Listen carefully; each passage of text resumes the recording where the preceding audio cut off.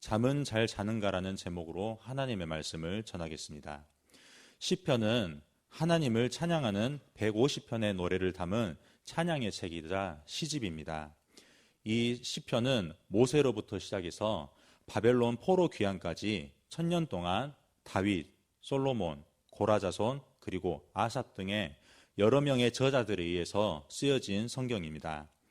대부분의 시편들은 간구와 찬양의 그 정서를 직접적으로 하나님께 올리는 표현을 썼고, 이 많은 그리스도인들이 겪는 다양한 감정들을 이 시편에서는 이렇게 나타내고 있습니다. 그리고 몇몇 시편들은 이스라엘의 지혜와 삶의 철학을 담아내고 있으며 율법과 역사, 예언 속에서 자신을 계시하시는 하나님에 대한 신앙 고백과 경배가 담겨 있습니다. 이스라엘 백성들은 예루살렘 성전을 건축한 이후에도 이 시편을 계속해서 고백을 하면서 기도와 찬양을 드렸습니다. 시편의 그 핵심어는 찬양과 신뢰입니다. 하나님의 그 위대한 성품과 그분이 행하신 일들과 앞으로 행하실 일들에 대한 찬양을 다루고 있습니다.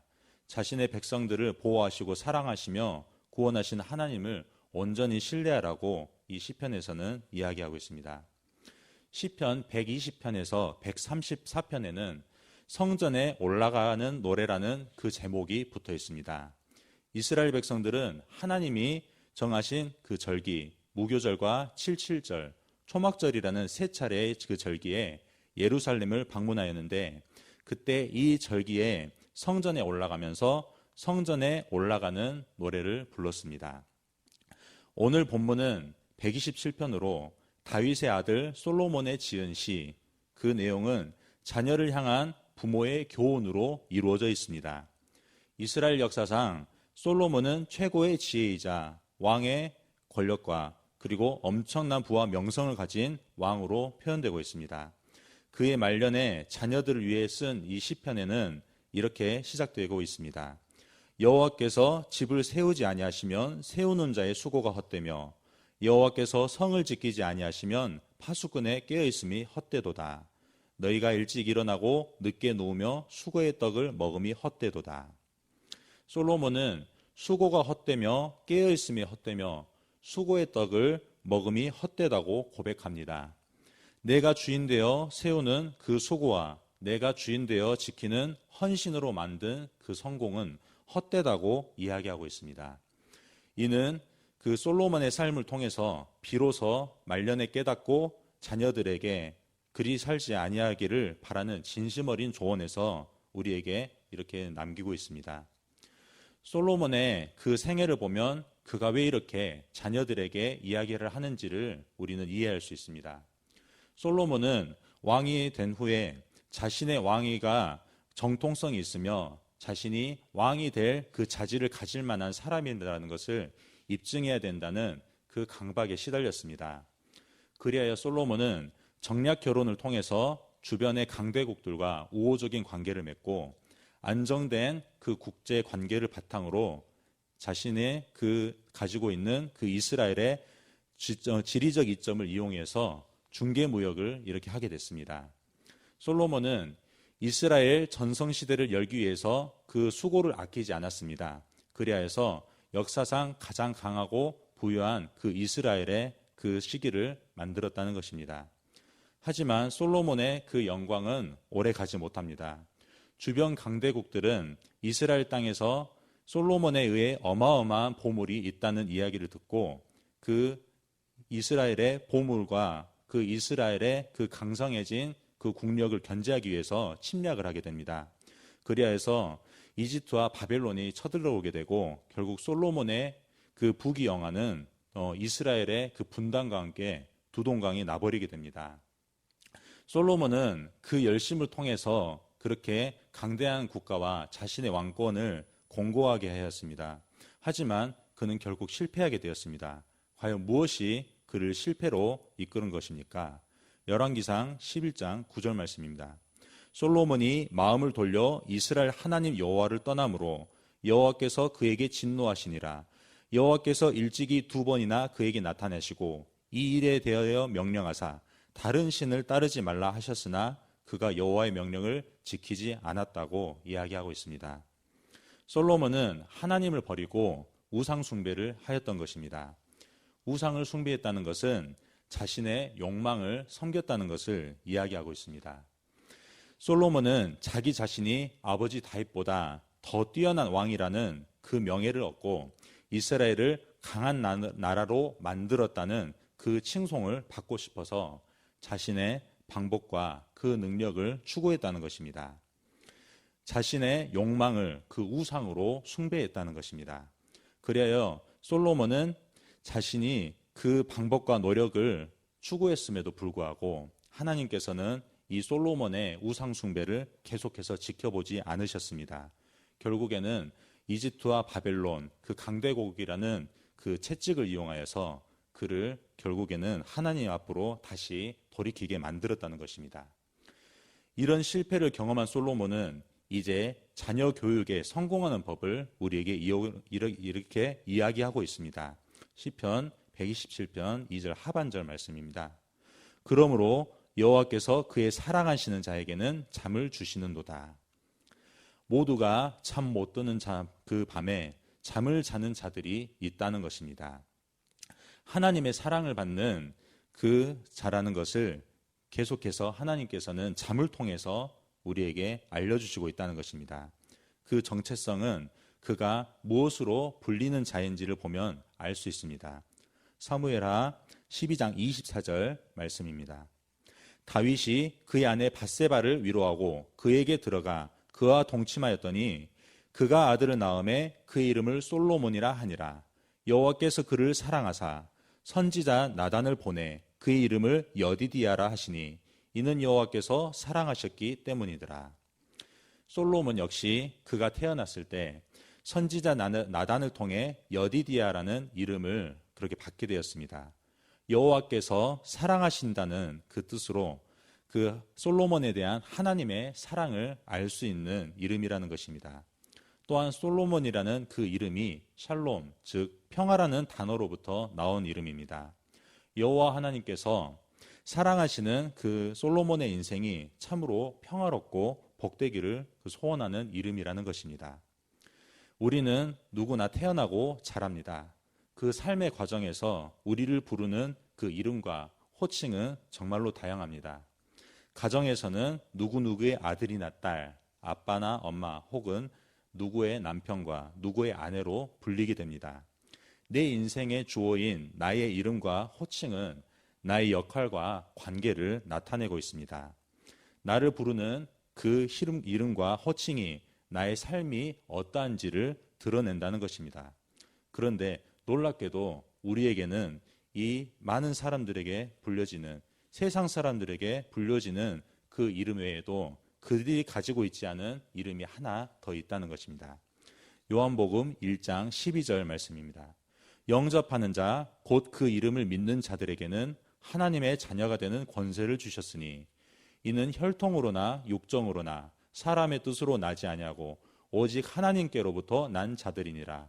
말씀이 육신이 되어 우리 가운데 거하심에 우리가 그의 영광을 보니 아버지의 독생자의 영광이요 은혜와 진리가 충만하더라.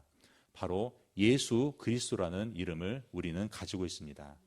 이 자리에 계신 저와 여러분도 솔로몬처럼 하나님과 사랑 가운데 있는 예수 그리스도의 이름을 가진 하나님의 자녀라는 사실을 우리가 기억하셨으면 좋겠습니다. 하나님의 자녀 예수 그리스도의 이름을 믿는 자는 그의 이름을 가진 자가 됩니다. 나 예수 믿어요. 이렇게 말할 수 있을 뿐만 아니라 예수님이 내 인생에서 나와 함께 동행하시고 내 안에 예수께서 살고 계셔요.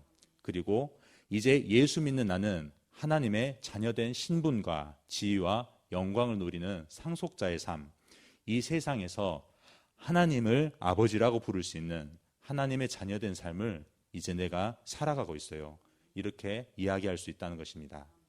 그 인생의 수고하고 무거운 진진우리, 잠을 자야 될 시간에 잠 못 이루는 우리가 비로소 이 하나님과의 특별한 관계 안에 들어가게 됐다는 것입니다. 로마서 8장 1절 말씀입니다. 그러므로 이제 그리스도 예수 안에 있는 자에게는 결코 정죄함이 없나니 이는 그리스도 예수 안에 있는 생명의 성령의 법이 죄와 사망의 법에서 너를 해방하였음이라. 아멘. 예수 안에 있으면 이제 하나님과의 관계가 율법이 아니라 생명과 성령의 법 아래 우리가 들어가게 된다는 것입니다. 우리가 법이나 규칙에 매여서 그 율법대로 행하지 아니하면은 정죄받는 존재가 이제 아니라는 것입니다. 하나님은 나를 자녀로 대하시며 나를 사랑하신다는 그 말씀을 이제 내 삶에서 보여주시기 위해 하나님께서는 신이 우리에게 약속하시고 그것을 이루어 가시는 것을 지켜보는 그 신분과 지위, 자녀된 삶을 이제 우리가 살아가게 된다는 것입니다. 그리하여서 수고의 열매를 먹으며 고통 가운데 있던 인생은 이제 이렇게 변화됩니다. 하나님의 자녀가 되어 이제 이렇게 살아가게 된다는 것입니다. 오늘 본문 3절 말씀입니다. 보라, 자식들은 여호와의 기업이요 태의 열매는 그의 상급이로다. 젊은 자의 자식은 장사의 수중의 화살 같으니 이것이 그의 화살통에 가득한 자는 복되도다. 그들이 성문에서 그들의 원수와 담판할 때 수치를 당하지 아니하리로다. 하나님의 자녀로서 이 삶을 우리가 살아가게 된다는 것입니다. 사방이 우겨쌈을 당할 수밖에 없는 현실, 질그릇과 같이 연약할 수밖에 없는 우리 인생이 하나님의 자녀된 인생이 됐습니다. 우리를 그 크신 사랑으로 여호와의 기업이요 상급으로 삼아주신다는 것입니다. 보라, 자식들은 여호와의 기업이요 태의 열매는 그의 상급이로다. 세상을 향한 우리의 그 발걸음을 보고 하나님께서는 그들을 향해 우리의 정체성에 대해서 이렇게 보라라는 말로 선포하신다는 것입니다. 현실을 말씀으로 살아내는 자, 세상이 나를 대적할 때 수치를 당하지 아니하고 오히려 내 안에 있는 예수 그리스도의 이름을 보고 듣고 알게 되는 삶, 그리하여서 우리가 환난과 핍박과 수치를 당하게 돼도 이제 자녀된 우리들에게는 예수 그리스도라는 이름을 전할 수 있는 기회로 그 현실을 살아가게 된다는 것입니다. 나를 향해서 하나님께서는 보라, 자식들은 여호와의 기업이요 태의 열매는 그의 상급이로다. 이 말을 선포할 수 있는 자격 있는 자로서 우리를 이 세상 가운데 보내시고 그들에게 복음을 전하는 삶을 살게 하신다는 것입니다. 결론입니다. 지금 자녀에게 필요한 부모의 모습은 가정의 성공과 부를 위해 밤낮으로 수고하는 그 일에 빠져나오지 못하는 그 수고로운 삶이 아니라는 것입니다. 오직 예수 이름을 가진 우리가 하나님과의 바른 관계, 아버지와 자녀된 관계에서 부어지는 그 힘을 가지고 사는 부모입니다. 우리의 자녀가 하나님이 기르시는 그 자녀가 되어서 아버지와 친밀한 관계를 유지하고 아버지의 인생에 끝까지 함께하는 든든한 버팀목과 지지자가 된다는 것입니다. 그리하여서 우리는 하나님에 대한 감사를 회복해야 된다는 것입니다. 그리하여서 저와 여러분이 이 하나님의 선포하신 말씀, 우리를 여호와의 기업이요 태의 열매는 그의 상급이라는 이 아름다운 호칭과 함께 살아가는 영광된 신분의 자유라는 것을 우리가 자녀들에게 그렇게 보여줘야 된다는 것입니다. 그리하여 저와 여러분뿐만 아니라 우리 자녀들이 하나님께서 책임지고 기르시는 자녀다. 또한 하나님께서 날마다 새 힘을 주시고 살아가는 우리의 인생이라는 것을 우리 가정에서 그리고 삶에서 고백하는 인생이 되시기를 주님의 이름으로 축원합니다. 아멘. 우리 함께 기도하시겠습니다.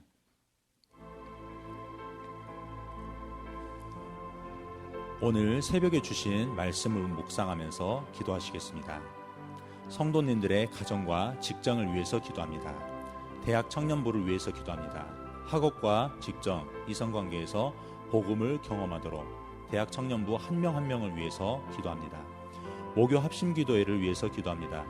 교회와 성도들을 위해서 기도할 때 문제보다 크신 주님께 집중하도록 기도하시겠습니다. 샤인코스를 위해서 기도합니다.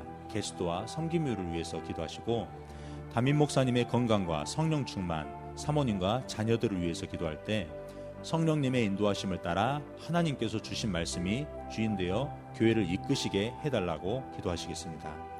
대통령과 나라와 민족을 위해서 해외 선교하시는 조학현 선교사님 캄보디아에서 사역하십니다. 광신대학교를 위해서 기도합니다. 시설 관리자들에게 지혜와 체력을 주셔서 시설이 잘 관리되어지도록 우리 함께 기도하시겠습니다.